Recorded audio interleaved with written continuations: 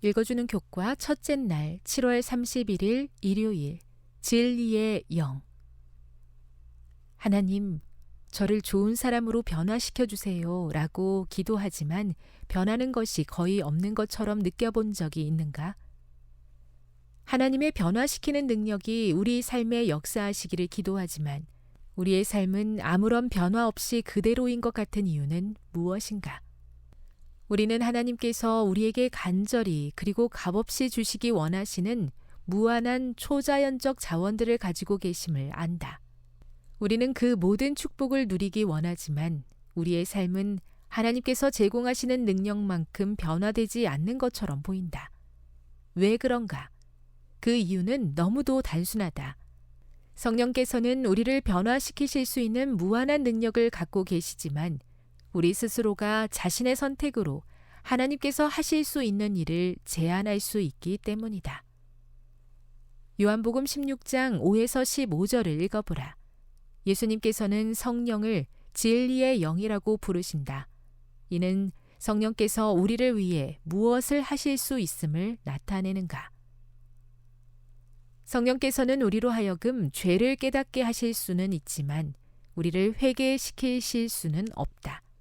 또한 성령께서는 우리에게 하나님에 관한 위대한 진리를 보여주실 수는 있지만 그 진리를 믿고 순종하도록 강요할 수는 없으시다.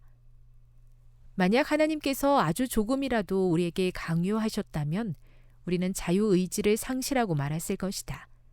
사탄은 우리의 생각과 마음을 조종하셨다는 이유로 하나님을 비난할 것이며 하나님께서 대쟁투에서 부정행위를 하셨다고 고발했을 것이다.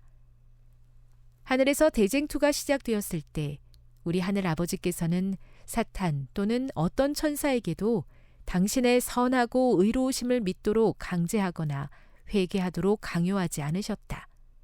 그리고 대쟁투가 에덴 동산으로 옮겨왔을 때도 하나님께서는 동산 중앙에 있는 나무에 관한 진실을 분명하게 말씀하셨을 뿐 아담과 하와가 불순종할 수 있는 자유의지를 행사하지 못하도록 막지는 않으셨다. 하나님께서는 오늘날 우리에게도 마찬가지로 대하신다. 성령께서는 하나님의 죄에 대한 진실을 보여주신 후 이렇게 말씀하신다. 내가 내게 보여준 것을 바탕으로 이제 너는 어떤 선택을 하겠느냐? 우리가 시련 가운데 있을 때도 마찬가지다. 때때로 순종하지 않았거나 죄를 회개하지 않았기 때문에 시련을 겪게 되는 경우가 있다. 우리 아버지께서 그런 상황들 속에서 역사하실 수 있도록 우리는 의식적으로 회개와 순종의 문을 열기로 선택해야 한다.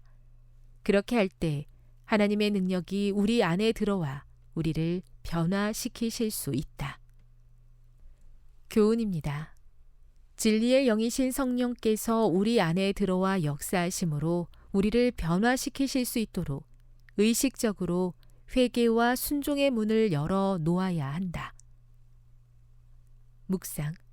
우리의 잘못된 선택으로 인해 시련에 빠지게 되었을 때 하나님께서 우리 안에 역사하시도록 우리가 먼저 해야 할 일은 무엇일까요?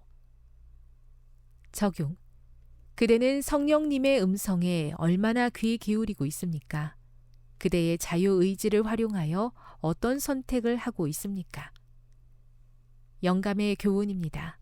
강제가 없는 구속사업. 구속사업에는 강제가 없다. 성령의 감화 아래서 누구를 섬길지를 선택할 자유가 주어져 있다. 사람이 그리스도에게 복종할 때 일어나는 변화 가운데 가장 높은 의미의 자유가 있다.